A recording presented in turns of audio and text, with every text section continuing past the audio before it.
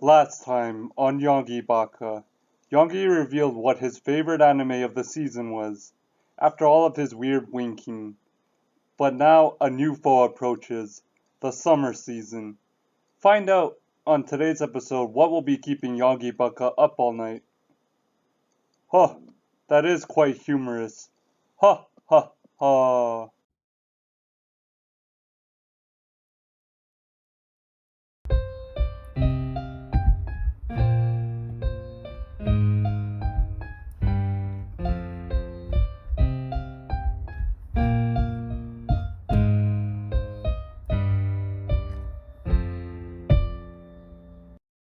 Welcome to the Yonggi-baka show, where I, Yonggi-baka, the courageous idiot, regurgitates my thoughts on anime. Come on in, make yourself at home. I'll go make tea. Hi, dozo. Before we begin, I rewrote some of the lyrics to a song that came out in 2012. Ancient, I know. I posted them down below in the description, so feel free to sing along. Got my jammie shirt on tonight, watching anime under the moon's light. Got my snacks and drinks stacked by my side. Pants are off, I'm feeling alive. Got that summertime AniList.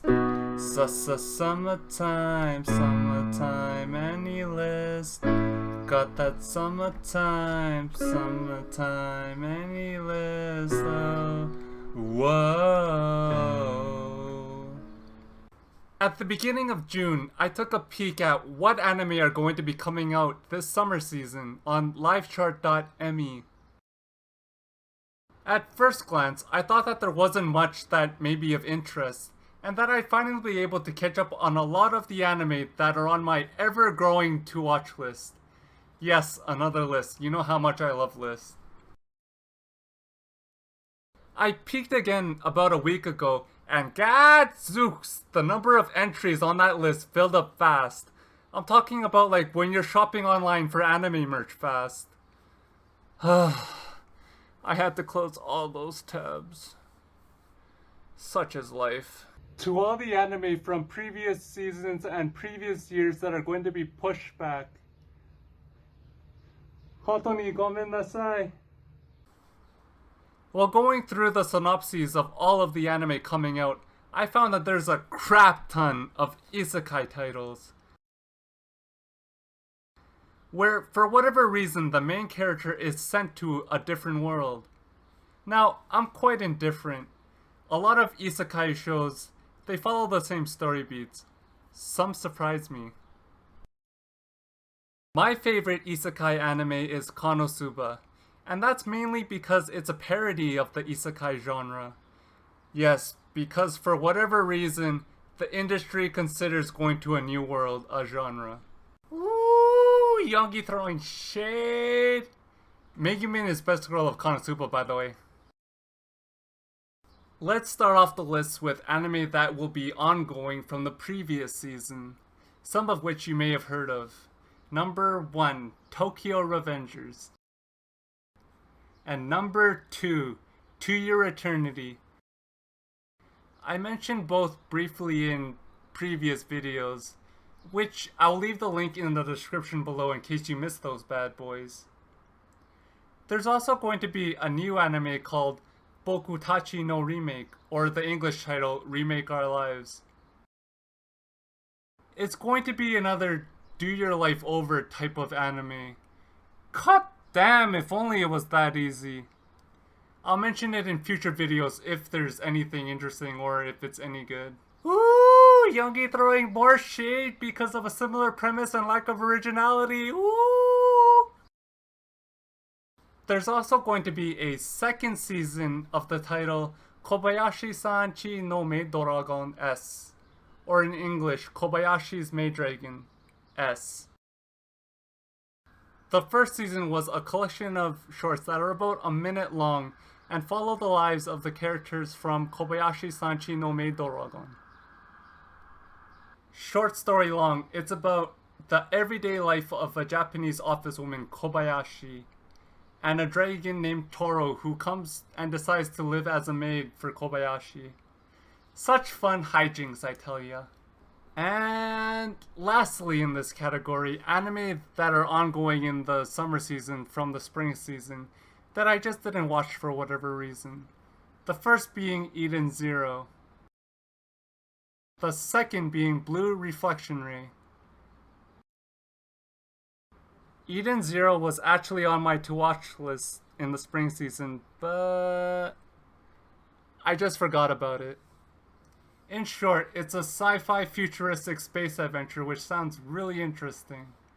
Blue Reflection Ray follows the story of a boy and a girl, an odd couple, who try to help those in need and save the world. Simple stuff, right? I can subtly relate to both of the premises and will give them a fair chance.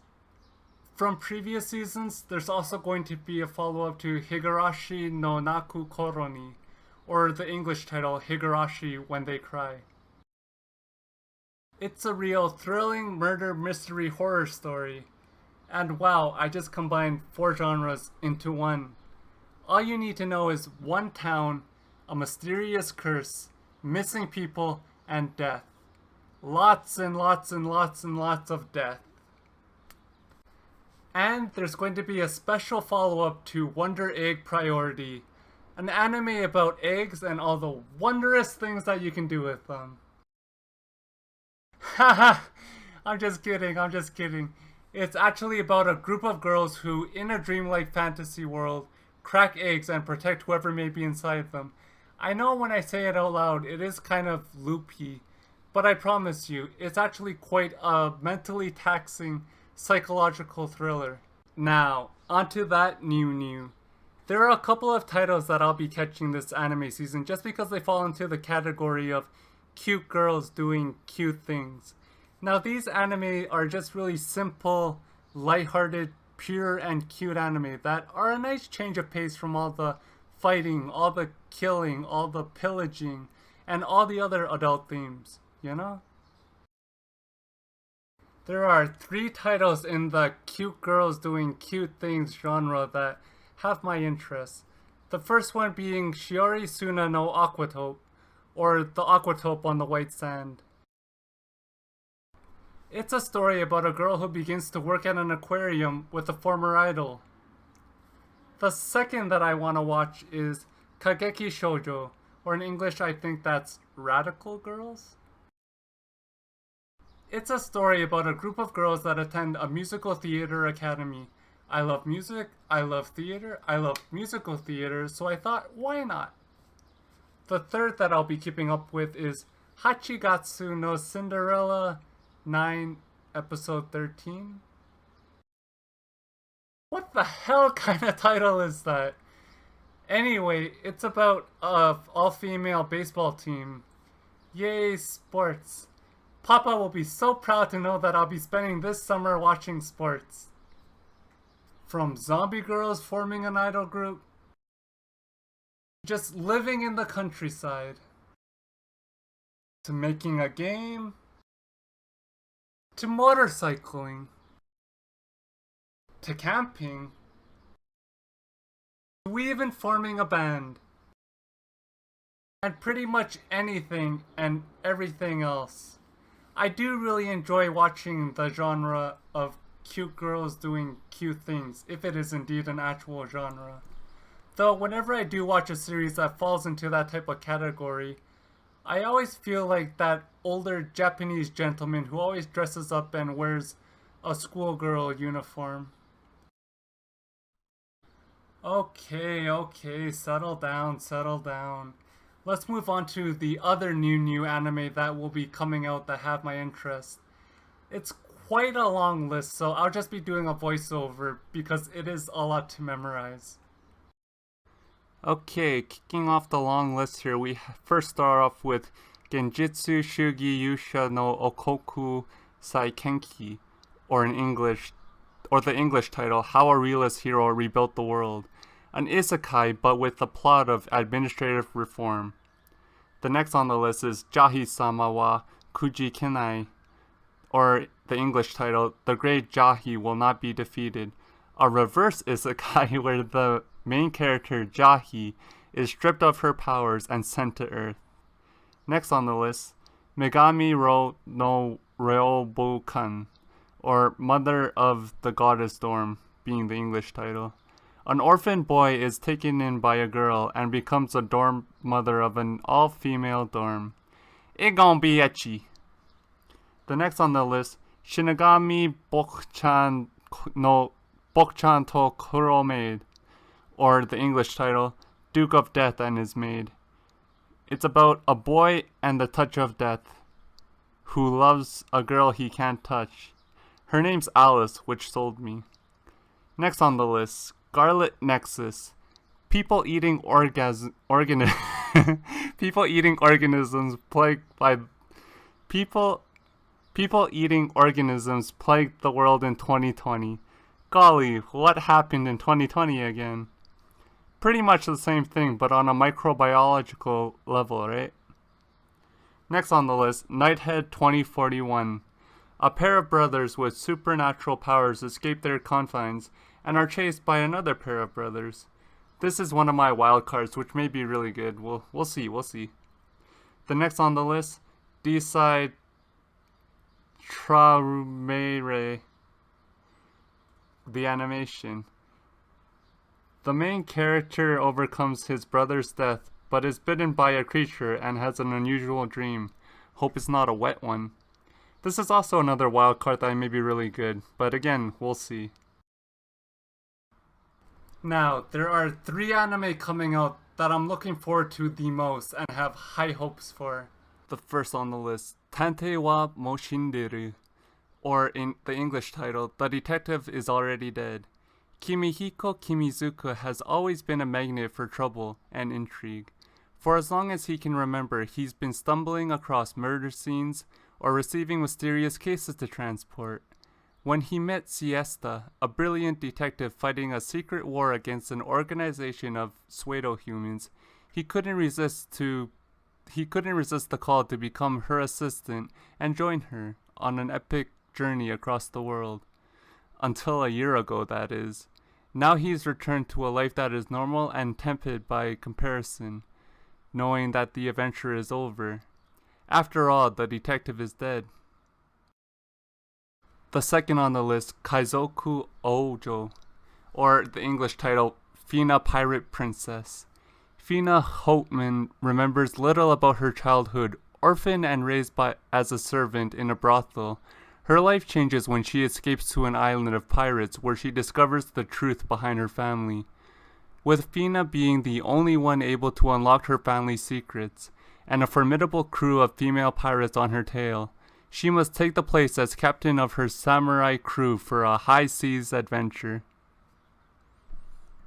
The third, Uramichi Oni-san, or the English title, Life Lessons with Uramichi Oni-san. Uramichi is a 31-year-old children's TV host who leads physical exercises and teaches life lessons colored by one main theme: adulthood sucks. Alongside mascots played by a couple of bushy-tailed millennials and a singing duo whose music embodies the notion of being kicked when you're down, Uramichi wades through the mystery of working life, one sardonic comment at a time. Wow, that sounds like me. Well, this is sort of just a preview of what my life's going to look like for the next quarter. It by no means is definitive. Say Crunchyroll, for example, has something coming out that wasn't included in today's video. I may watch it just out of convenience. There are only so many pop-ups that I can handle of sexy singles in my area that want to chat. Yare. Until the next season, what will you be watching? I know we're not quite there yet, but it's always fun to pregame, isn't it? Anywho, thank you so much for watching my video. I really do appreciate it from the bottom of my heart. Until the next time, take care, and as always, ja mata ne! Oh, all the parts of me talking on video today were shot in one day. I feel like puking.